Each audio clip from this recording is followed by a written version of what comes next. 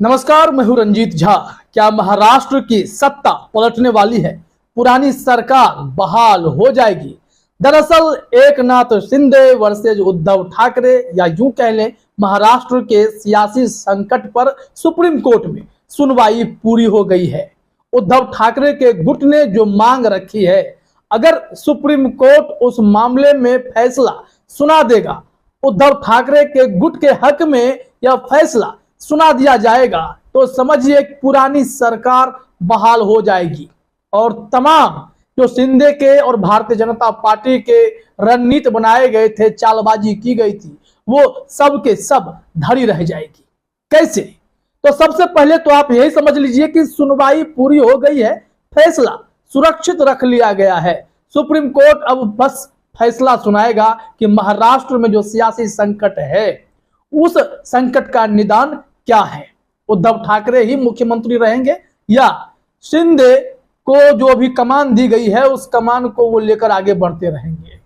इसको लेकर के सबसे पहले तो जरा आप ये देखिए कि कैसे सुप्रीम कोर्ट में राज्यपाल को लेकर बड़ी बहस छिड़ गई। राज्यपाल के ऊपर गंभीर सवाल सीजेआई ने खड़े किए।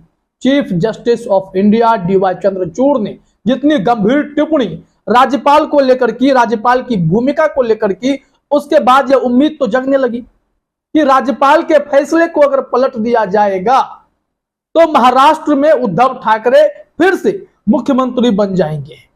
अब इस संबंध में आज जो आखिरी दिन सुनवाई हुई, तो वहां पर क्या मांग रखी गई, क्लोजिंग स्टेटमेंट क्या था, उसे जरा समझिए। इसमें अमर उजाला ने लिखा है कि राज्यपाल का 2022 का आदेश रद्द करने की मांग।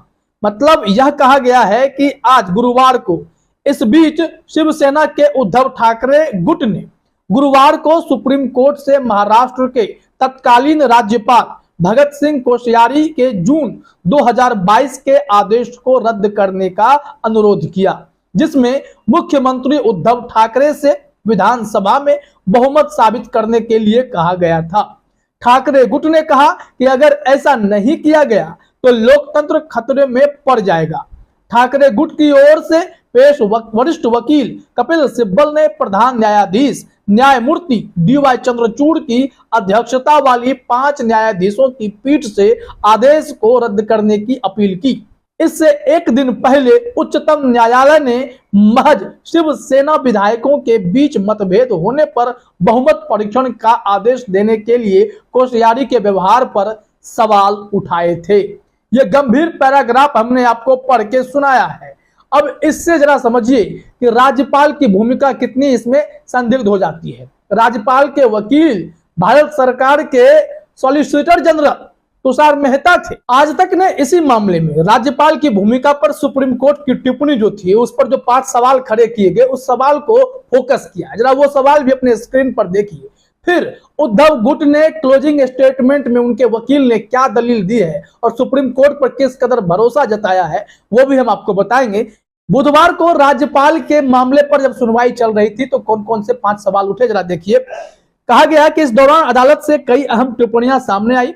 सुनवाई के दौरान सवाल उठा, क्या एक फैसला न होता तो शिंदे अभी महाराष्ट्र के सीएम न होते? क्या महाराष्ट्र में सत्ता के अलट पलट वाले संकट के बीच राज्यपाल ने अपनी शक्तियों का सही से उपयोग नहीं किया?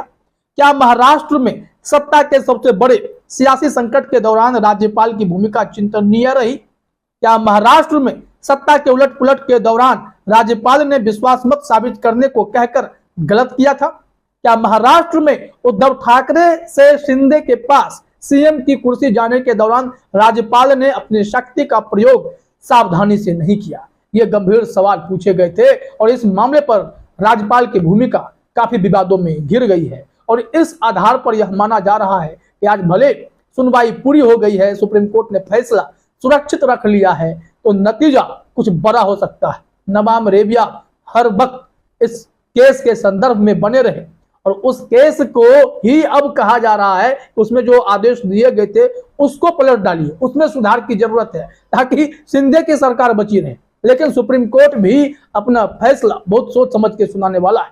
काफी काबिल जज वहां बैठे हुए हैं, खुद चीफ जस्टिस इसे मॉनिटर कर रहे हैं। जिस संविधान पीठ के पास से यह मामला गया है, उसमें जो जो जज हैं और दोनों पक्ष के जो वकील हैं उनके बारे में भी जरा समझ लीजिए जो जानकारी आई है फाइनल सुनवाई के दौरान। अमर उजाला ने जानकारी दी कि प्रधान न्यायाधीश न्यायमूर्ति डीवाई चंद्रचूड़ की अध्यक्षता वाली 5 न्यायाधीशों की पीठ ने उद्धव और शिंदे दोनों गुटों और राज्यपाल के कार्यालय की दलीलें सुनने के बाद फैसला सुरक्षित रखा। न्यायमूर्ति एम.आर. शाह, जस्टिस कृष्ण मुरारी, न्यायमूर्ति हिमा कोहली और जस्टिस पी.एस. नरसिम्हा की सदस्यता वाली पीठ ने वरिष्ठ अधिवक्ता कपिल सिब्बल, अभिषेक मनु सिंघवी, देवदत्त कामत और अधिवक्ता अमित आनंद तिवारी की दलीलें सुनने के बाद सुनवाई पूरी की। शीर्ष अदालत ने महाराष्ट्र के मुख्यमंत्री एकनाथ शिंदे के नेतृत्व वाले गुट की ओर से वरिष्ठ अधिवक्ता नीरज किशन कौल, हरीश साल्वे, महेश जेठमलानी और अधिवक्ता अभिकल्प प्रताप सिंह की दलीलें भी सुनी। सॉलिसिटर जनरल तुषार मेहता ने मामले में राज्यपाल कार्यालय की पैरवी की।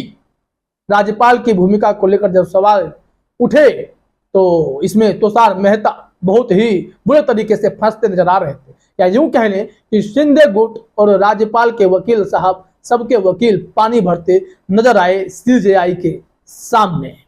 इस मामले पर उद्धव ठाकरे गुट की ओर से क्या कुछ कहा गया है, जज के सामने क्या कहा गया, उसे भी समझना चाहते हैं तो जरा एबीपी न्यूज की यह खबर अपनी स्क्रीन पर देखिए। यहां पर बताया गया है, इस मामले में उद्धव ठाकरे गुट के वकील कपिल सिब्बल ने कहा कि न्यायालयों का इतिहास संविधान के मूल्यों को बचाने और इसका उत्सव बनाने का रहा है।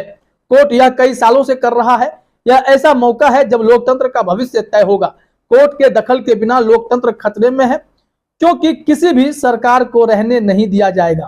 उन्होंने आगे तत्कालीन राज्यपाल भगत सिंह कोश्यारी के आदेश को गलत बताया, क्योंकि वहां पर तर्क तुषार मेहता के द्वारा यह कहा गया था कि चुनाव जब हुए थे तो बीजेपी और शिवसेना ने एक दूसरे के साथ पार्टनर बनकर चुनाव लड़ा और बाद में उद्धव ठाकरे ने महाविकास आघाड़ी के साथ जाना मुनासिब समझा। इस कारण से उनके विधायकों के भीतर नाराजगी आ गई थी, तो उन्होंने सीजेआई साहब ने सवाल पूछ दिया, फिर ये बताइए अगर नाराजगी थी तो 3 सालों तक यह शादी कैसे चली और एक रात में यह शादी टूट कैसे गई। तो फिर इसको लेकर काफी वहां पर विवाद हुए, बहस जिरह चलती रही और राज्यपाल की भूमिका सवालों के घेरे में फंसती रही। और जो मुख्य रूप से कई ऐसे मुद्दे थे जिस पर अहम सुनवाई होती रही, 9 दिनों की सुनवाई के बाद फैसला सुरक्षित रह गया। वो कुछ अहम प्रश्न हम आपको अपने स्क्रीन पर दिखाते हैं, जरा देखिए और समझिए कि इन बिंदुओं पर सुनवाई करते वक्त सुप्रीम कोर्ट ने क्या क्या टिप्पणी की और फैसला किस तरफ जाने की उम्मीद हो सकती है। इसमें कहा गया है कि अगस्त 2022 में भारत के तत्कालीन मुख्य न्यायाधीश एन.वी. रमन्ना के नेतृत्व वाली 3 न्यायाधीशों की पीठ ने निम्नलिखित मुद्दों को उठाते हुए याचिकाओं को संविधान पीठ को भेजा था। इसमें कहा गया, क्या स्पीकर को हटाने का नोटिस उन्हें नबाम रेबिया में न्यायालय द्वारा आयोजित भारतीय संविधान की अनुसूची के तहत अयोग्यता की कार्यवाही जारी रखने से रोकता है? क्या अनुच्छेद 226 और अनुच्छेद 32 के तहत एक याचिका हाईकोर्ट या सुप्रीम कोर्ट द्वारा अयोग्यता की कार्यवाही पर निर्णय लेने के लिए आमंत्रित करती है, जैसा भी मामला हो? सी, क्या कोई न्यायालय यह मान सकता है कि किसी सदस्य को उसके कार्यों के आधार पर स्पीकर के निर्णय की अनुपस्थिति में अयोग्य माना जाता है? डी, सदस्यों के खिलाफ अयोग्यता याचिकाओं के लंबित रहने के दौरान सदन में कार्यवाही की क्या स्थिति है? यदि स्पीकर का यह निर्णय कि किसी सदस्य को 10वीं अनुसूची के तहत अयोग्य घोषित किया गया था शिकायत की तारीख से संबंधित है, तो अयोग्यता याचिका के लंबित होने के दौरान हुई कार्यवाही की स्थिति क्या है? फिर 10वीं अनुसूची के पैरा 3 को हटाने का क्या प्रभाव पड़ा है?